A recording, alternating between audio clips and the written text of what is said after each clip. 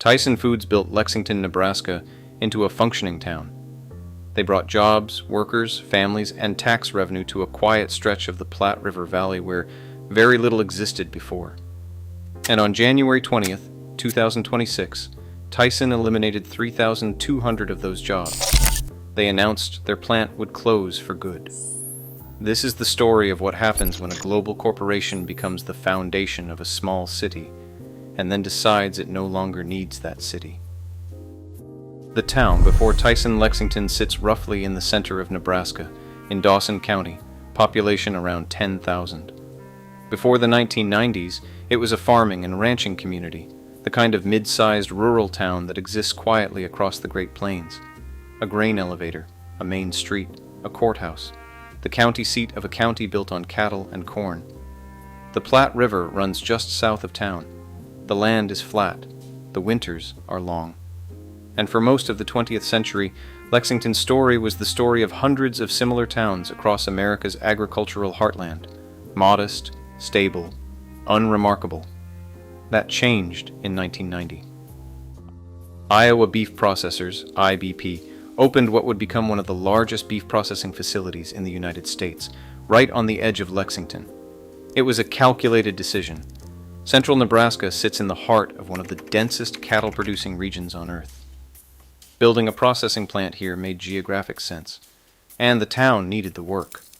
The plant immediately became the economic engine of Lexington and the surrounding region. At its peak, it employed more than 4,000 people, a staggering number for a town of 10,000. Shift workers, supervisors, line workers, maintenance crews. It ran 24 hours a day, processing thousands of cattle every single shift. To understand what that means for a small town, you have to understand the multiplier effect. Every job inside that plant created demand for services outside it. Housing, grocery stores, schools, restaurants, car dealerships, medical facilities. Lexington didn't just gain 4,000 paychecks. It gained a reason to exist in the 21st century in a way that most comparable Nebraska towns did not. The transformation. The plant also transformed who Lexington was. To staff a processing facility of that scale, you need large numbers of workers willing to do physically demanding, repetitive work at wages most of the surrounding rural population would not accept. IBP and later Tyson recruited aggressively from Mexico, from Central America, and from refugee communities across the world. Many arrived through formal channels, refugee resettlement programs that brought Somali and Sudanese families directly to towns with guaranteed employment, alongside agricultural and food processing workers who came through other legal immigration pathways. By the 2000s, Lexington had become one of the most demographically diverse small cities in Nebraska. The school district enrolled students speaking dozens of languages. The Catholic Church held Spanish-language masses. Mexican restaurants lined the main street. Somali, Sudanese, and Guatemalan families built lives in a town that had been almost entirely white a decade before. This was not a seamless transition. There were tensions. There were complaints from longtime residents.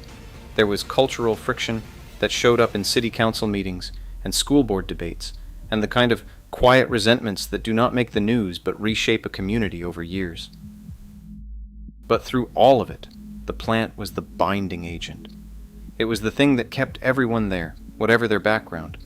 The paychecks cleared, the town functioned, the tax base held.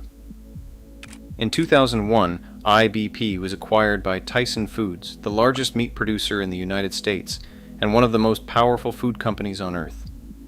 The Lexington plant came with the deal. Tyson kept it running.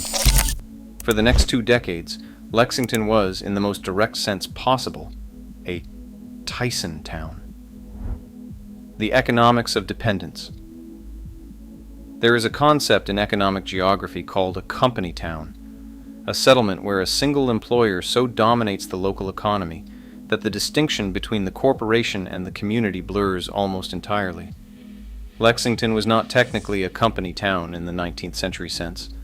Tyson didn't own the houses or the stores, but the dependency was functionally the same. When a single employer accounts for roughly 40% of local employment and a significant fraction of the county tax base, everything else becomes a downstream variable. The school budget rises and falls with plant wages. The housing market is stable only as long as workers have jobs. The local government's ability to fund basic services depends on the commercial activity that a healthy plant generates. Lexington understood this dependence. Local officials knew it. Residents knew it. The town had organized its infrastructure, its growth plans, and its entire civic identity around the assumption that Tyson would be there. That assumption turned out to have a shelf life. The closure. On January 20th, 2026, Tyson Foods closed the Lexington plant. The announcement had come roughly 2 months earlier, in November 2025, giving workers and local officials the legally required 60-day notice under the federal WARN Act, which mandates advance notification for mass layoffs of this scale. 2 months to process the end of everything the town had built. 3,200 jobs gone in a single announcement. Not downsized, not reduced, eliminated. The company framed it as a supply chain efficiency decision, part of a broader restructuring that also closed their facility in Amarillo, Texas, cutting another 1,700 positions. In total, Tyson eliminated 4,900 jobs across 2 plants in a single restructuring round. Tyson's executives pointed to what the industry calls the cattle cycle, a prolonged tightening of beef cattle supply that has squeezed processing margins across the sector. The USDA had been tracking the shrinking U.S. cattle herd for years, and Tyson, like its competitors JBS and Cargill, had been quietly consolidating capacity in anticipation of it. The press release used the language that corporations always use in these moments: streamlining, optimizing, right-sizing. The language of management consulting applied to the ending of people's livelihoods. What the press release did not mention was this. In fiscal year 2025, Tyson Foods reported revenues of over $50 billion. The company was not closing Lexington because it was struggling. It was closing Lexington because the math had changed, not for Tyson, but for the people who had built their lives around Tyson's presence. The hidden mechanism. This is where the story of Lexington stops being about one town and starts being about every town. The closure of the Lexington plant was not simply a corporate decision about operational efficiency. It was the visible endpoint of a decade-long process that almost nobody outside the industry was watching. Tyson, like every major meat processor in the United States, has been aggressively investing in automation. The beef processing industry, which requires highly skilled, physically demanding work at every stage of production, was once considered nearly impossible to fully automate. The work was too varied, too dependent on human judgment, too physically complex for machines to replicate. That changed.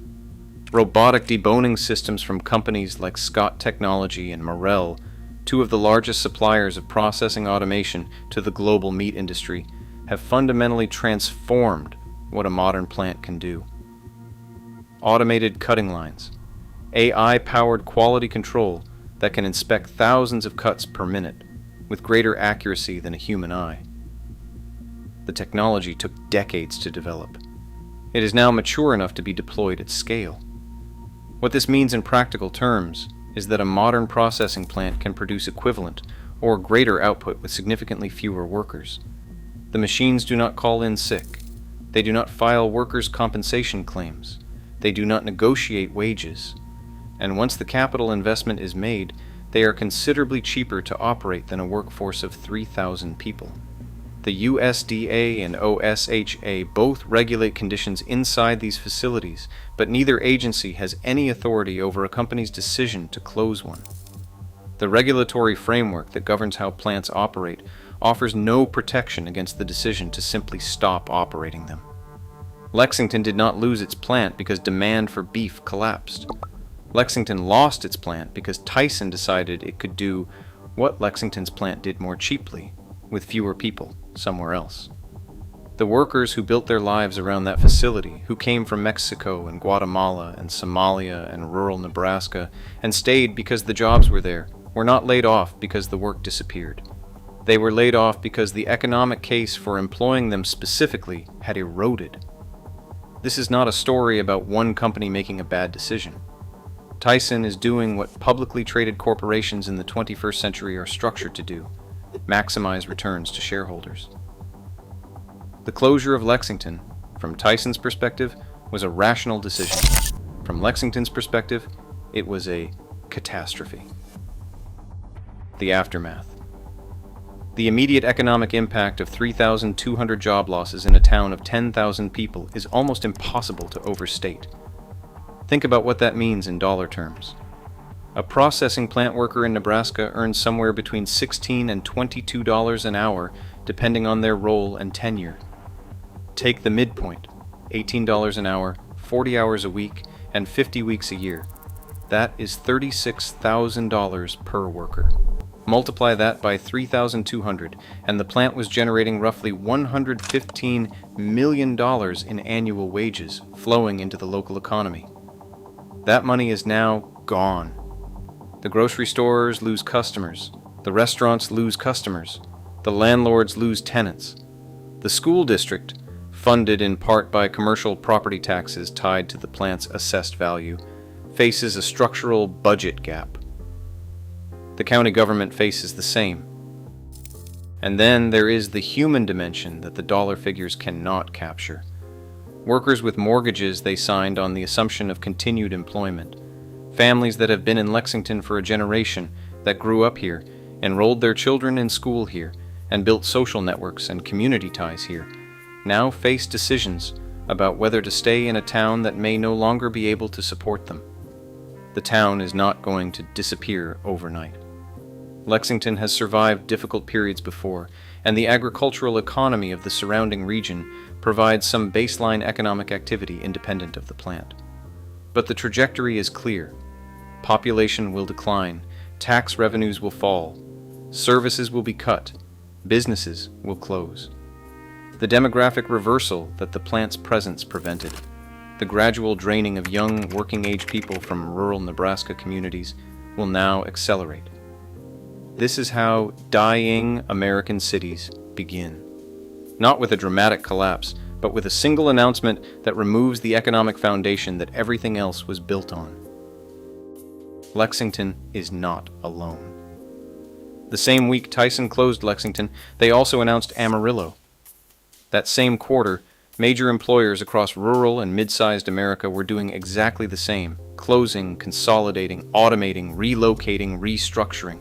Each announcement gets covered briefly in local news and then forgotten. But the cumulative effect is the systematic hollowing out of an entire category of American community, the mid-sized town that built its economy around a single large employer. Gary, Indiana built its economy around U.S. Steel. When the mills scaled back, Gary didn't gradually decline. It collapsed. Janesville, Wisconsin built its economy around a General Motors assembly plant. When General Motors closed that plant, Janesville went from a thriving community to an unemployment case study in under 2 years. And closer to home, Norfolk, Nebraska, where Tyson closed another beef processing facility in 2006. That plant still sits largely empty. The community never fully recovered the employment base it lost. Lexington's leaders knew that story. They just believed their plant was different.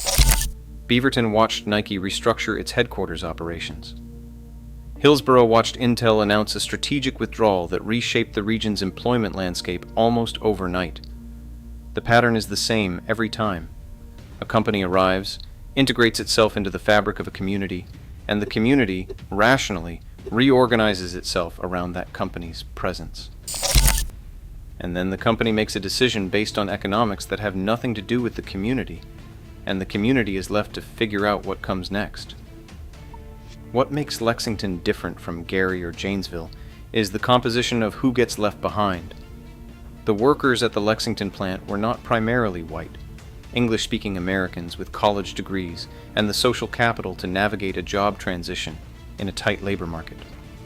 They were, in significant numbers, immigrants and refugees, who came to Lexington specifically because the plant was there, who have limited English, who have built their lives in a town that may no longer offer them a path forward. The geographic isolation compounds this. Lexington is not adjacent to a metropolitan area where displaced workers can commute to new employment. The nearest city of any size is over 2 hours away. The workers who cannot or will not move are stranded in a town that is now structurally unable to employ them. Conclusion. There is a word economists use to describe what happens to communities when a dominant employer leaves: deindustrialization. It sounds clinical, it sounds like a textbook term. It doesn't capture what actually happens to the people who wake up in a town that a corporation has decided it no longer needs. Tyson Foods built Lexington, Nebraska into something real, into a community that worked, imperfectly, the way all communities do, with tension and difficulty and the friction of people from different backgrounds trying to share a place. The plant was not a paradise. The work was hard, and the wages were modest and the conditions were demanding. But it was a foundation. On January 20th, 2026, Tyson pulled that foundation out. And now, Lexington faces the same question that Gary faced, that Janesville faced, that Norfolk faced, that every community faces when the company it was built around decides it no longer needs to be there. What do you build next, when the thing you built around is gone? The honest answer, in most of these cases, is that there is no clean answer. Some towns find a way forward, most don't. The ones that don't disappear overnight. They shrink slowly, losing people and tax base and services year by year until what's left is a diminished version of what used to be there. A town that still exists on the map but has lost the economic logic that made it more than just a spot on the Platte River. That is the quiet catastrophe of corporate abandonment. And Lexington, Nebraska is the latest American city to find out what it feels like from the inside.